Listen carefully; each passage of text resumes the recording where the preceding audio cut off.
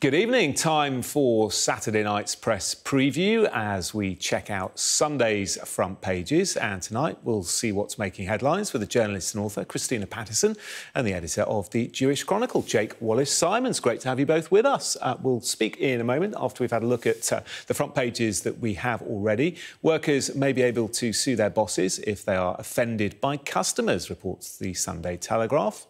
The Sunday Express says the Prime Minister has 6 months to sort what it calls the boat crisis, while the Mail leads with their exclusive investigation about more than 100 eco-activists planning to sabotage the Grand National by gluing themselves together to stop the race. The Observer reports of a national scandal as their investigation revealed that some of Britain's most vulnerable children have been moved to care homes hundreds of miles away. According to the Sunday Times, patients waiting for life-changing surgery face having operations cancelled a second time as more doctors' strikes begin next week. While the Mirror hears that the late entertainer Paul O'Grady gave his friends one order for his funeral: to have a laugh. While the Daily Star turns its attention to the tropical weather that's forecast for Easter. 24 degrees, I believe that when I see it. Don't forget, scan the QR code you'll see on screen during the programme. You can check out the front pages of tomorrow's papers while you watch us discussing them. And Christina and Jake are here to do just that. Good to see you this Saturday evening. Interestingly, a lot of the papers all splashing with different stories tomorrow. But let's start with this one, Christina. It's on the front of the Sunday Express, saying that the Prime Minister has just 6 months to sort out the boat crisis. Yes, this is according to some of his aides who are not named in this context. The idea being that, of course, there are always more people who risk their lives on the small boats over the summer, and therefore, if he doesn't make progress in the next 6 months, then he's really hidebound about when he can hold the election, which has to be sometime next year. It would have to be probably next autumn.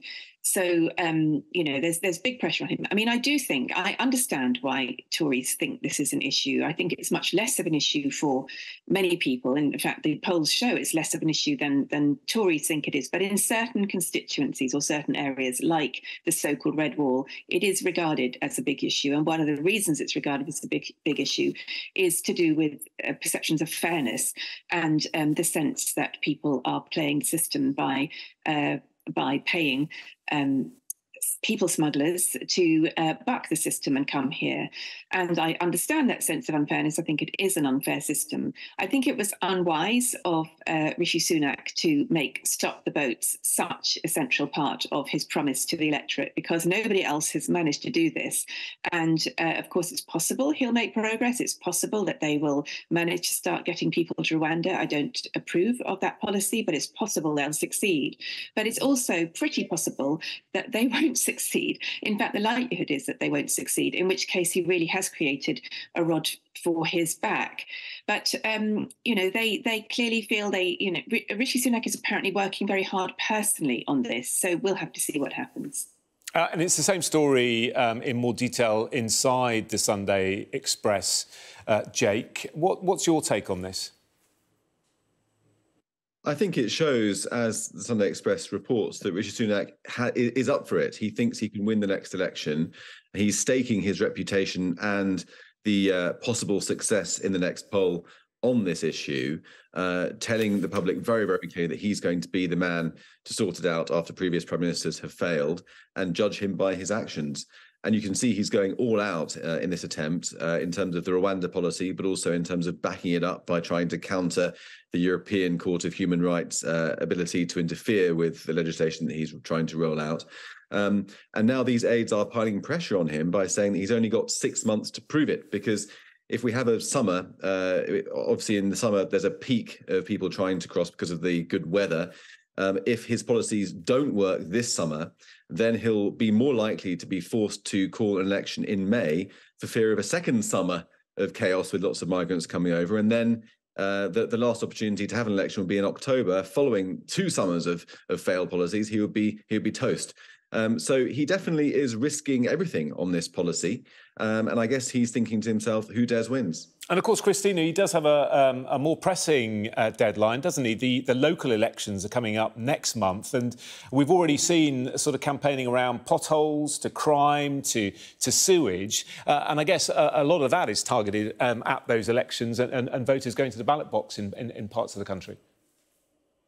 Yes, well, good luck with them in terms of campaigning on sewage, because what the Tories have done over 13 years is absolutely flood the British waterways with sewage. I mean, our sewage levels in our rivers and oceans are kind of, developing world levels. It is an utter disgrace. So if they could sort that out, that would be great. But I would say their chances of sorting that out by the next election are pretty much zero. And I can't imagine why they've put this as an issue, since it's entirely their fault. They've created this problem. But you're right that these elections will be important. I don't think the Tories will do well in them, but it is also true that Sunak has steadied the ship after the absolute chaos of Liz Truss and Boris Johnson. And let's not forget that many people are paying much higher mortgages as a result of Liz Truss's crazy experiment with the British people. And, the whole economy is still reeling from that. So I think, they can pick issues like potholes if they like, but the real issue will be the economy and the cost of living crisis. And the fact is, I think any of us, whenever we go to a supermarket or a restaurant or almost anywhere, the price of everything has gone up so much. It's quite breathtaking. And many people are really, really struggling. And people who are struggling do not vote for incumbent governments who have created or partly created this situation. Yeah, and of course another big issue for the Prime Minister is the NHS and the ongoing strikes. It's covered on the front of the Sunday Times. Jake, their headline, "A New Nightmare for Patients as Strikes Return." That's right. I find this strike story extremely troubling. There seems to be no end to it. I mean, you can understand people striking in sectors where people's lives are not at risk, but doctors going on strike. 320,000 appointments have already been lost to strikes so far in this current wave. And the junior doctors are going to go on strike again after the bank holiday for a further 4 days. And the Sunday Times story just over there cites two brief case studies. One of a 13-year-old girl who's been waiting for spinal surgery, due to have it in 2 weeks' time, and now it's been postponed because of the strikes to June. And then another man, he's a father of two, waiting to get married, but needs to have open heart surgery.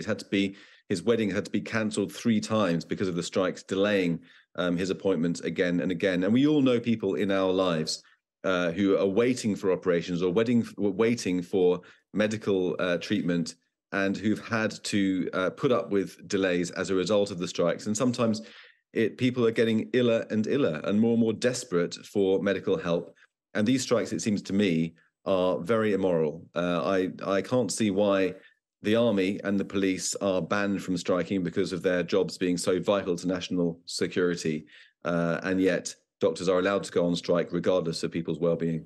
Well, nurses went on strike as well, Christina, didn't they? And they have been given a better deal. It's not been voted on yet. It's said to be on something of a knife edge, but it does show that strikes do work.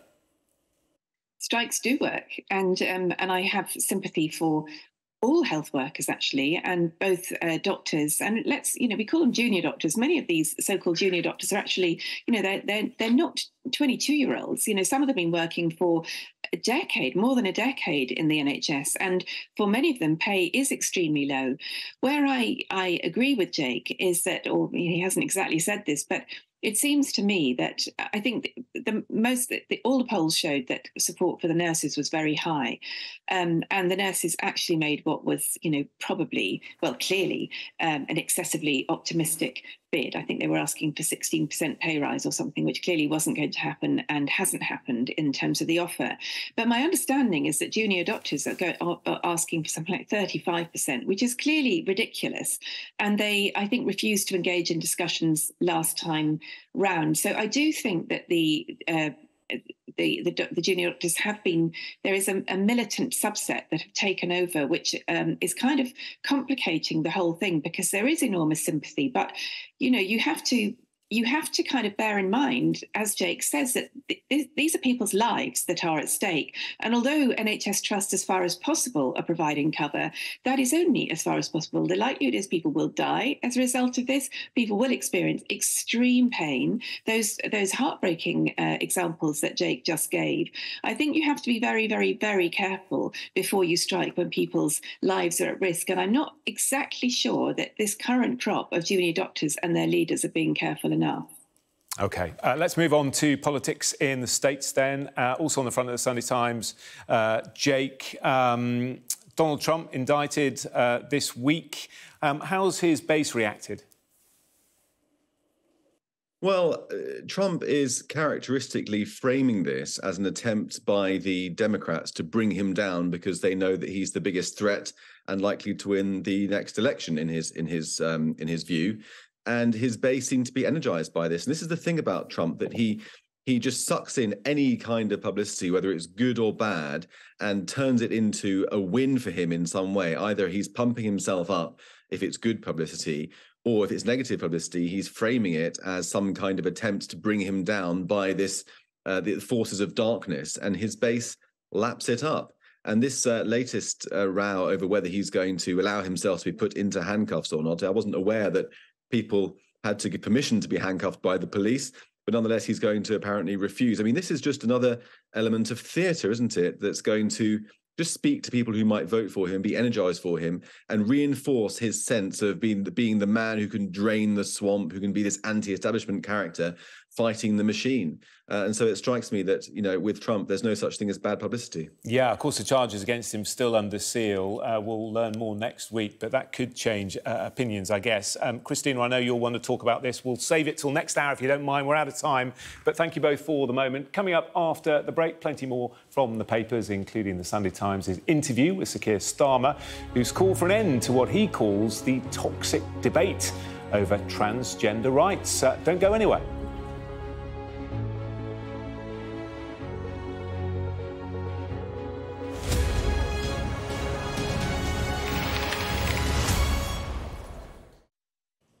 Lots more to discuss with Christina and Jake. Front page of the Sunday Telegraph, Christina. I mean, these statistics are awful, aren't they? Those under the age of 18 are now 3 times as likely as adults to face year-long waits for help from community health services. More than 12,000 children having dangerous waits to get help on the NHS.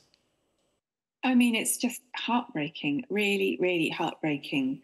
I wrote a big piece recently for the Sunday Times about my sister's schizophrenia, which had a big effect on our family and, well, obviously most of all on her, and had a very big response from people who had heartbreaking stories of their own.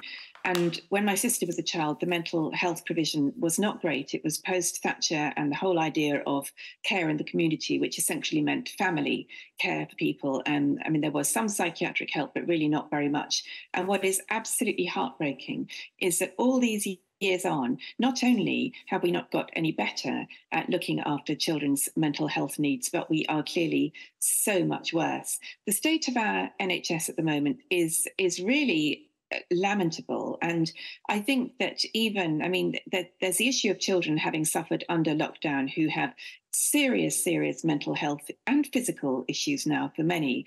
But there's also the issue that apparently life expectancy has dropped by 3 years, which is one of the reasons that they haven't brought the rise in the pension age forward in the way that they might have done. So, we are in a bad state of health in this country, and the state of our NHS, woefully underfunded, is really not helping. Yeah, and it is heartbreaking, as you say, when it comes especially to children and the lockdown generation, as the Telegraph is calling them. Let's move on to the Sunday Times. Sir Keir Starmer's given the paper an interview, including questions about whether or not he's got a grip on the trans issue, Jake. That's right. Finally, Keir Starmer has come out with a view on what a woman is, and he seems to have come to the same conclusion as pretty much everybody else knew already, which is that a woman is not a man. There was a bit of a sort of kerfuffle about this back in the beginning of the year, where he was asked, I think, by Nick Ferrari on LBC to say what a woman was, and he wasn't able to come up with an answer. Well, now he's had a good think about it, and has come up with one. This is a very it's weird, 2023, that it's such a piece of news that somebody can say what a woman is. The story goes on to point out that only 0.5% of the British population identify as a gender that's different to the one in which they were born. And it's strange that the sort of ideology that accompanies that is something that's become it's so taboo to disagree with it, if you see what I mean. I think most people feel that you're the sex that you're born with, and the idea of being born into the wrong body is a bit odd. So I think Keir Starmer now is pitching himself firmly in the mainstream. Finally, I think a lot of people, both inside the Labour Party and in the country, would be breathing a sigh of relief about that. Yeah, and let's talk briefly about this in the Express. Christina, Sarah's mum backs new child abuse law. Yes, I mean, to be honest, Sarah's mum in this particular context is a bit of a red herring. This is the mother of Sarah Payne, who was, of course, abused and murdered by Roy Whiting. And as a result of her campaigning, it was agreed that the law would be changed so that people would know whether someone they knew would have the right to know whether someone they knew had committed paedophilia. So, that was certainly a success for her. But this particular new law that Suella Braverman is pushing is about mandatory reporting for people if they suspect there is child abuse going on in schools and other institutions. And if you look at what happened in, for example, the Catholic Church and what has emerged in all kinds of children's homes and institutions, and indeed in relation to Jimmy Savile at the BBC, then clearly this sounds sensible, because the idea that anyone would suspect that sexual abuse was going on of children and not report it is so deeply, deeply shocking, but also has happened a lot in this country and around the world. So this, to me, sounds like progress. OK, and just 20 seconds to tell us about this story, Jake. You talked about Trump before the break, and you can talk about cows trumping now. Well, apparently emissions from cows are responsible for 14% of our gases that harm the environment, and the government's going to force them to eat stuff that's going to make them emit less gas. Apparently, they mainly let it out through burping, contrary to public perception. Ah, excellent. We've all learnt something tonight. Thank you very much for that. We'll speak to you again in half an hour or so.